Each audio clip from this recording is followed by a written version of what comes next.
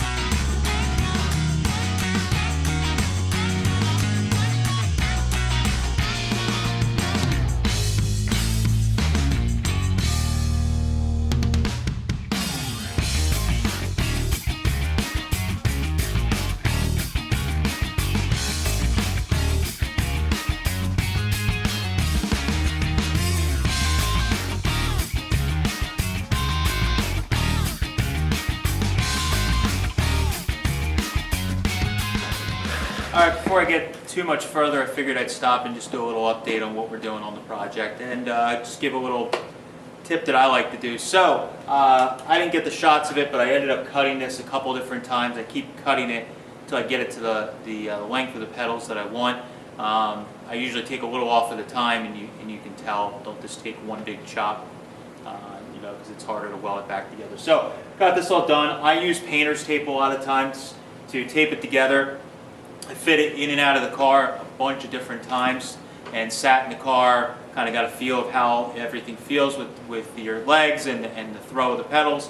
And I think I got a good setup here. So we have substantially shortened these from what they were originally, but we have to remember that we are building this for a very lightweight little Model T, and the braking power or force that we're going to need to stop this thing is going to be much different than what you would need in a much heavier vehicle like an F1 pickup truck or F2 pickup truck would have had. So the little bit of loss in the leverage that we have, I think everything should be okay. I've shortened a handful of these. I have some pretty short ones in my coupe.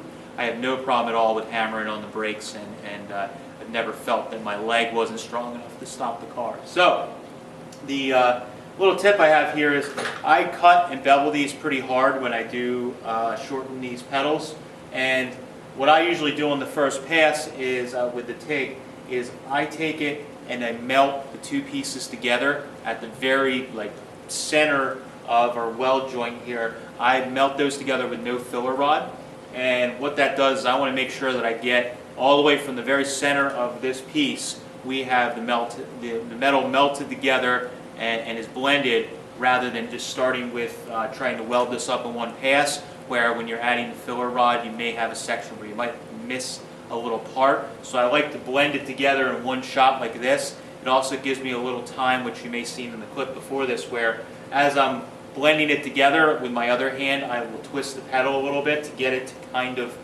get in line with how I want, kind of like you would do with a oxyacetylene torch, where you heat and bend it, which we may need to do a little later. I could do that at the weld seam as I'm blending it together, because it's soft, and the weld the metal is red hot. You can actually bend it and tweak it a little bit to get it to move as you're tacking or fusing everything together. So I have this one fused together. This one is still taped, so I'm going to untape this, bevel it, get it to the same point as this one. Then I'll put it in the vehicle one more time, check to make sure that I'm happy with how everything is, because I can heat it again with the torch, with the TIG torch, and tweak it a little more if I need to in the car. And then we can weld these all up, and if you so desire, you can put some strapping on either side to add some fish plates to it if you want to have that added security, which I usually do at the end of the project when we're finishing up all our finish welding and everything like that. I'll put some fish plates, or I'll put a strap around it, weld it in, and then blend it into the pedal, and never be able to tell that it was modified. So work on this, get it welded, and hopefully here soon we'll have a set of pedals that bolt into the car and are the right one.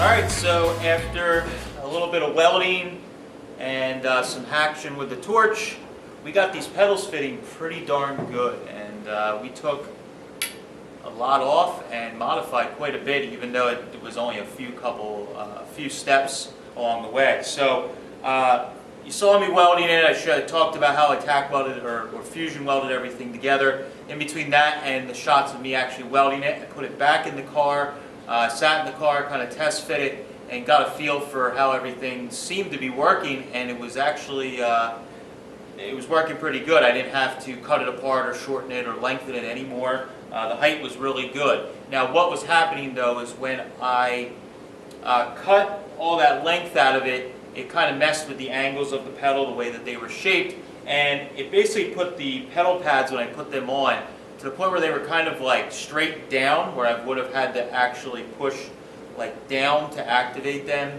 to make them work, and it was just uncomfortable. The ergonomics of it were not good, so I needed to change the angle of that, but I knew I could do that after I welded everything in. So I welded it, blended my welds out, and bolted everything back in, and what I did was I got the torch in the car. I can't express enough with any of you guys that are watching this video, especially if you're new to working on cars, an oxyacetylene torch is probably one of the first things that you should get other than a welder and a cutoff grinder, because there's so much stuff you can do with them, and you'll see a ton of these videos. I'm always using the torch to kind of modify or change parts to get them to sit exactly how we want, rather than pie cutting things. We can heat it with the torch and we can bend it. So that's exactly what I did. So I heated the right at the bend of the pedals, the natural bend. I heated in there and pushed the pedals down to get them so that they were more where you're pushing kind of forward and down at an angle, and that got them sitting really well. Then what I wanted to do, we're fighting foot room in this car big time. I heated and bent the pedals so that they both kind of moved over a little bit, and we had the room here where we can get the clutch arm, the clutch pedal can almost hit this inner framework here without any issues, because the pedal pad then also moves over a little bit and gets our clutch pedal over as far as it can go. That allowed me to move the brake pedal over a little more, and that should let us slide a throttle gas pedal in here somewhere if all goes well.